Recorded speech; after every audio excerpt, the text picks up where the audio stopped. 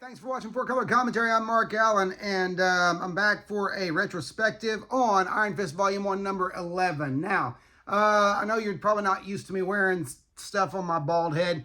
You might ask, why are you wearing a beanie, Mark? Why do you looking like an old man? No, Nighttiger's an old man. Metarog's an old man. I'm just kidding, guys, kind of. But I'm just cold. Oklahoma has suffered now the last few days cold winter weather. Cold winter temperatures, and in here in the comic room, it's about, I don't know, 5 or 6 degrees cooler than the rest of the house, and so this just felt good. So there you go. Okay, so Iron Fist number 11, circa 1976. Beautiful Gil Kane cover right off the bat, with the Wrecking Crew there, and that's one of those Iron Fist covers I remember fondly. Just a great, just a fun cover, beautiful, and gotta love that. And at this point, I thought Kane was done with the Iron Fist covers at this point in the run, but happily not. So there's that. And so in this book, in this particular Iron Fist comic, now he'd already, of course, with the very first issue, faced off against Iron Man. So they established him being, firmly in the Marvel Universe, but this one's really working at it.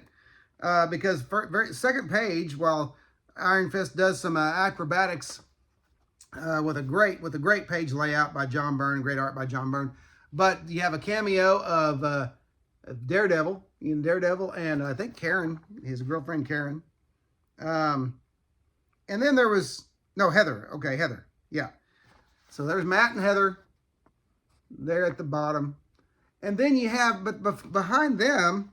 Now, this is before Jim Shooter's time at Marvel, but you have, or I say that, I don't know if it was before his time of writing. When did Jim Shooter, somebody out there, when did Jim Shooter start writing at Marvel? I'll find out as soon as I get done with this video, but if any of you know, leave it in the comments. But you have two guys back there. One of them's obviously Jim Shooter, because he's taller than the other guy, and he's talking, I think, to Roger Stern, because he says, "I'll tell you, Sterno, sure as Shooter, that is a lady worth being late to work for," okay?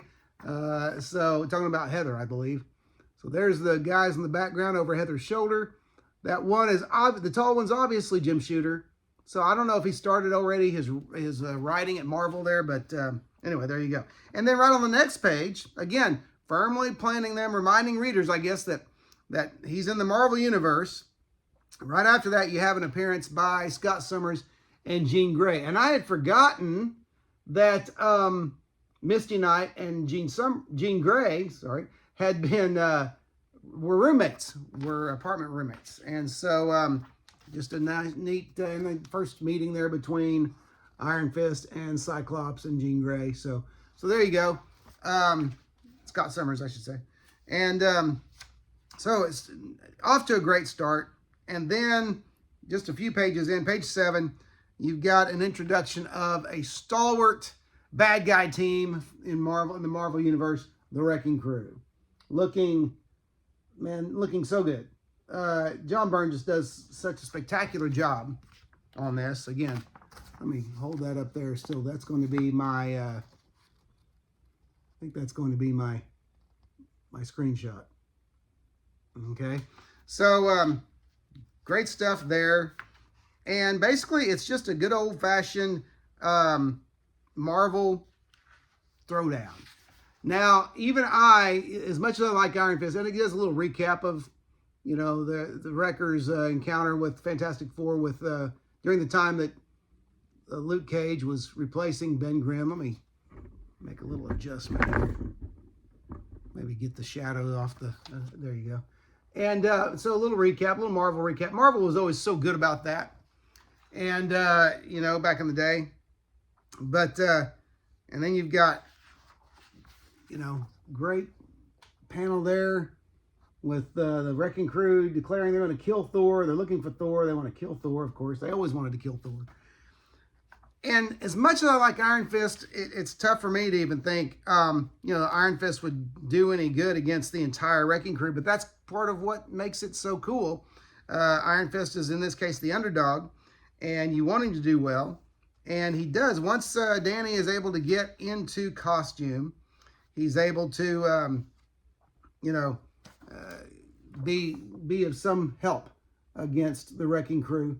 Now, what I liked about this in this particular issue, Claremont and Byrne infused a little bit of reality into this book. Although I don't want too much reality. I want my superhero fiction. I don't want too much reality, but there's a scene. I always thought about the case of bionics. If people could have a real bionic arm, for instance, that could lift, you know, a couple of thousand pounds. Let's say even just 1,000 pounds.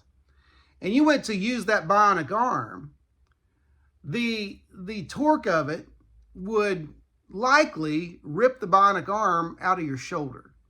You can't, that doesn't work. The physics don't work. Our bodies are too frail to support a super strong, you know, $6 million man arm or something like that. Okay? You know where I'm coming from. Well, there's a scene here where they use some great, they infuse a little bit of reality where Misty actually uses her arm to redirect Piledriver, okay, and slam him against a wall. But she makes a statement, you know, ouch, should have remembered that the arm may be bionic, but the rest of me is flesh and blood, and there it is. You know, it's like, hey, my arm might be bionic, but I got to be careful, basically, about wrenching it out of my shoulder. So I liked that little infusion of reality, okay? So you have Iron Fist, you know, doing his acrobat thing, getting strikes in where he can, and, you know, and dodging, you know, the wrecking ball, you know, dodging, what's his face's name? Is it just Wrecking Ball? Who is he? What's his name? What's the name of the guy, the member of the wrecking crew with the wrecking ball? Anyway, he dodges that, and he continues to just kind of jump around as he can. And then comes this great scene where he goes up against Thunderball's wrecking ball with the Iron Fist. Okay. And you think, man, what's this gonna result in? And it just great, you know, effects there by Byrne, and results in a cut scene, which of course they would do at Marvel in the day. I don't know if they still do it, but doing that to hype the story, and the result is impressive. That Thunderball knocks back and makes a furrow in the asphalt, you know, but he's back up, ready to fight. But just some great Bronze Age Marvel action. Then you have Iron Fist using the power of his chi to go up against the Wrecker with his wrecking bar.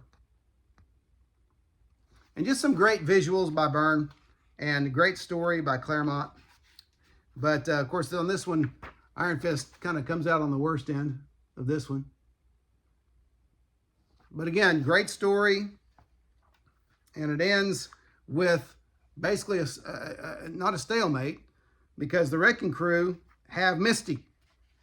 And they basically tell Iron Fist, we want you to go to Avengers Mansion and set up Thor for us so that we can kill it.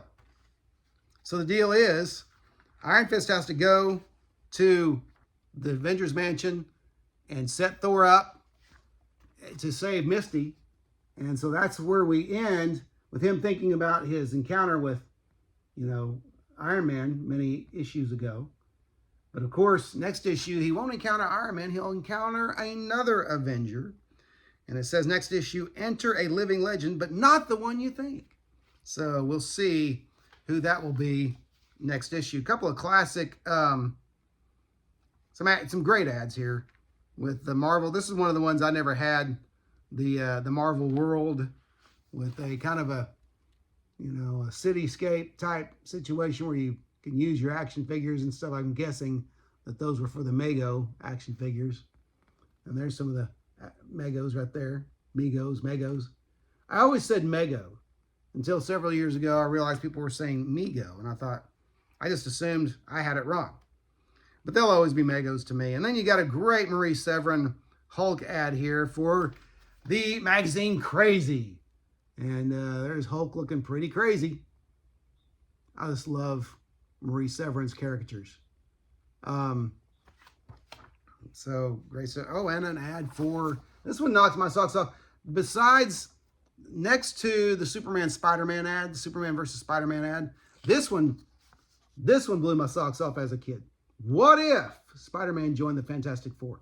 That was just an amazing concept, which even at that time, in 1976, I would have been 8 years old. Even then, I had the knowledge that, well, way back in the day when Spider-Man was first getting started, he tried to join the Fantastic Four.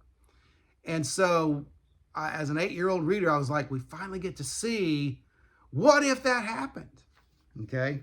And so, it was a great issue. I wish I still had that issue of What If. I'm going to have to work on getting that back. Anyway, that's it. Iron Fist number 11, volume 1, number 11. Great issue. And again, sorry for the spoilers, but I decided on my last live stream, I have to do the spoilers because I have to, highlight the art of the book.